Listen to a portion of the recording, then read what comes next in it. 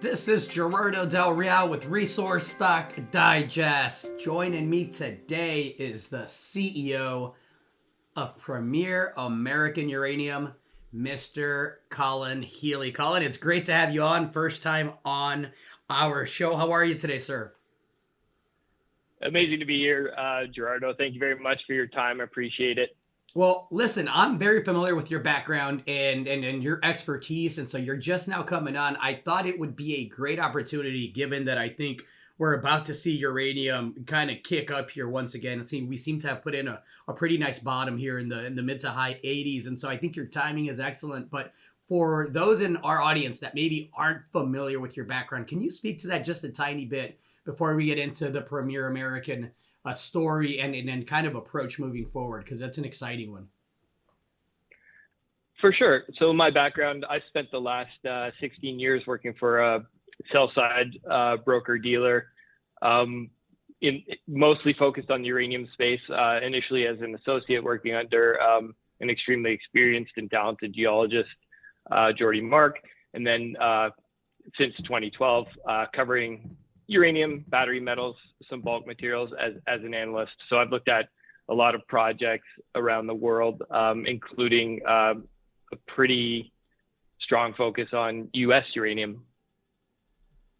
Well, explain to me, because you know better than most, right? The importance of moving forward in jurisdictions that, are favorable, friendly, because I think we're seeing, a shift in the landscape as to how governments and corporations are approaching where they get their clean energy from, right? I think we're definitely seeing that. I think we saw evidence of that shift start in the term market, in the uranium term market this year. We saw non-U.S. Buyers in the term market purchase more material or contract more material than they have since 2012. And I think that, over 140 million pounds, I believe, was contracted by non-U.S. utilities. And I think that has a lot to do with a return to the contracting market to try to source material from outside, or to try to insulate and replace contracting from sources that might be at risk, mainly Russia and Russian-aligned countries.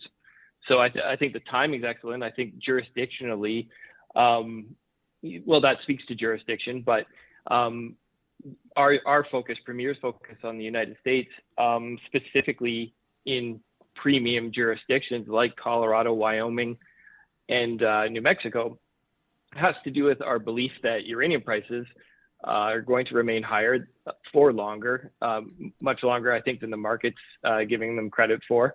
And I think that mining and the ramp up of new mine production is extremely challenging, and the best miners in the world, I think, are going to be potentially slow or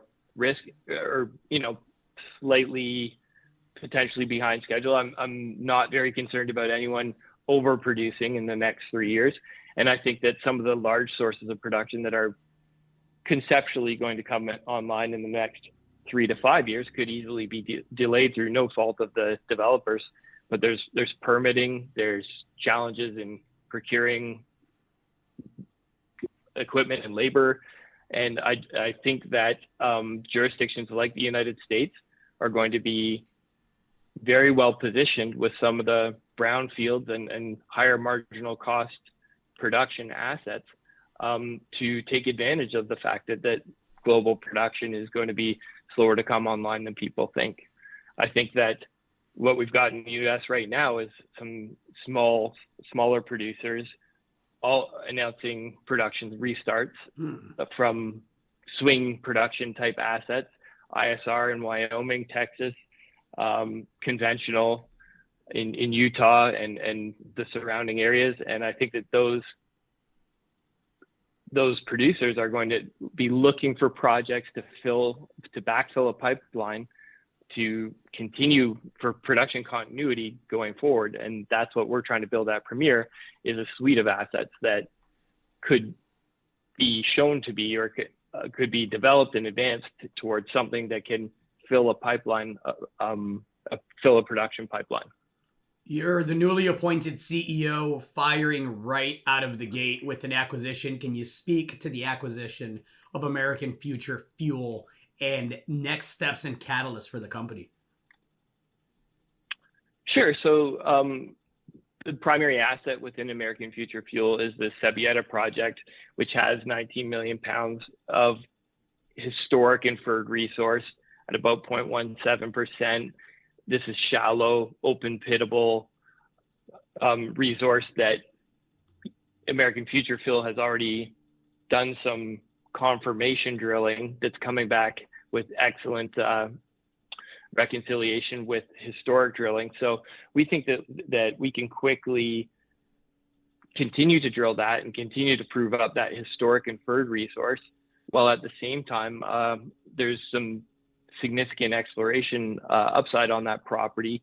The St. Anthony deposit to the south of the Sabieta deposit had an internal inferred resource done on it by a prior operator back in 2010 of about 8.2 million pounds, lower grade at 0.095%. But there, as we sift through that data, I think there's probably a higher grade component to that, and I believe that there's potential to connect St. Anthony to the Sabieta deposit, but potentially wrapping that in as a larger resource for the region. So the rationale and the pillars that Premier Uranium's built on, acquire, explore, and develop, the rationale here and why this fits our strategy is that we believe we can acquire this, spend some money, confirm a historic resource of size, and then begin to develop it and come up with a mining concept that works for the property. Well, I was going to ask you next steps and catalysts. You kind of outlined that really, really well. Colin, it's been great having you on. Anything else that you want to add to that? No, I think that, for Premier, for sure we're going to have some drilling at some point this year at Sabieta at New Mexico once we complete the acquisition and start to get a handle on the method of approach. I think they've done a great job and they have a great strategy with that asset. But we're also going to be working on our Wyoming ISR project, the Cyclone deposit, and we will be drilling that. We're working on permitting for that right now. It has an exploration target of 8 to 12.5 million pounds. And I think that as an ISR project in the Great Divide Basin of Wyoming, that this is a perfect analog to some of the other projects that are moving into production or recently have been announced as going to be developed. Talking about we're in close proximity to your Energy's facilities. There's other deposits in the area, so I think you're going to see Premier active and generating news from Wyoming as well.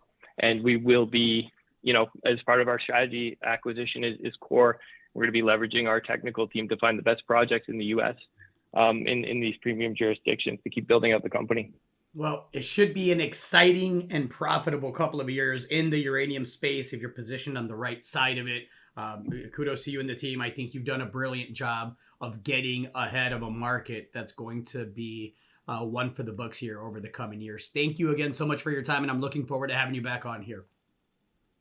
Very much appreciate it. Thank you, Gerardo. All right. Cheers. Cheers. Hey everybody, Gerardo Del Real here. If you're enjoying the content that you just saw, you can let us know in 3 simple steps. Hit the like button, hit the subscribe button, and please share across your network and on social media. Take care, everybody.